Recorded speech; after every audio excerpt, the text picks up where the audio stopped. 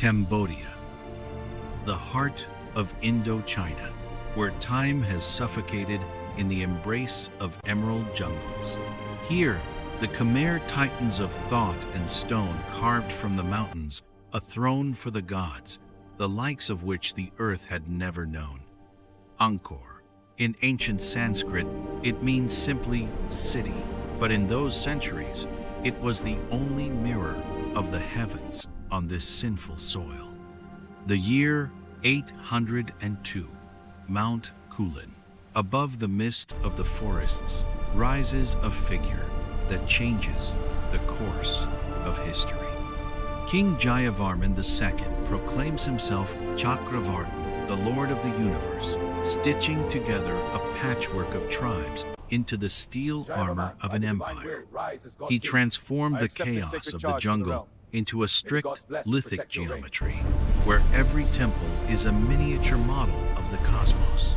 Sometimes, in dusty volumes, people seek the shadow of Alexander the Great, who dreamed of conquering the East. But this is merely a mirage.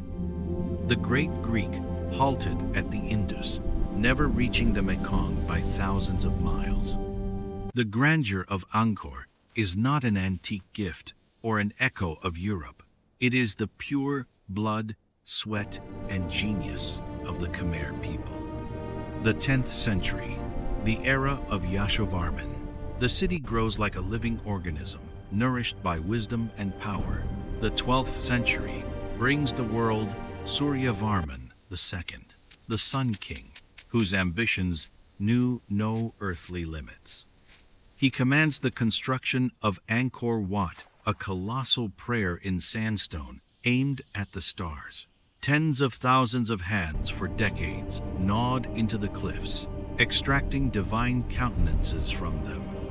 It was a golden age where every bas-relief was washed with faith and the stones breathed incense and sacrificial blood. But behind the glitter of gold lay steel. The Khmer were not only builders but also formidable masters of war. Battle elephants, encased in bronze, trampled enemies, turning the empire's borders into impregnable bastions. However, history always drinks the blood of the great. In the 11th century, clouds began to gather over the spires of Angkor. The year 1177, the Hampa warriors arrived by water. The capital suffocated in fire. Wooden palaces turned to ash, and sacred canals turned red with blood. It seemed the empire was finished, but from the ruins and ashes rose the one who would be called the greatest. Jayavarman VII, a warrior monarch and mystic who expelled the invaders and returned the stones to their grandeur. He built Angkor Thom and the Bayo, a labyrinth where hundreds of stone faces eternally watch your every breath. His gaze was turned not only to the gods, but to the people. Hospitals and guest houses rose throughout the land. But the main secret of Angkor was not gold, but water.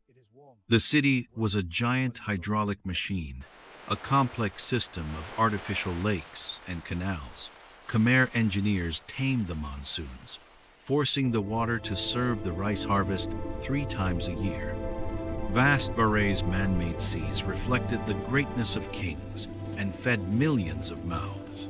But this complexity became a curse. Gold cannot feed when the earth stops giving birth. The veins of the city, the canals, began to choke with silt. The system, built over centuries, became fragile. The 14th century brought the Great Drought. The sky turned to copper, and the earth to bone. Then came another disaster, the fury of monsoon floods, which the wounded irrigation could no longer contain. The water that gave life turned into poison. Dams collapsed, washing away bridges and hope for salvation. The neighboring Thais from the kingdom of Ayutthaya felt the giant's weakness. Exhausting sieges began. In the year 1431, Angkor fell for the final time. But the city was not destroyed by the enemy. It was abandoned by its inhabitants. The civilization simply drowned in its own complexity and environmental collapse. The million-strong capital became empty.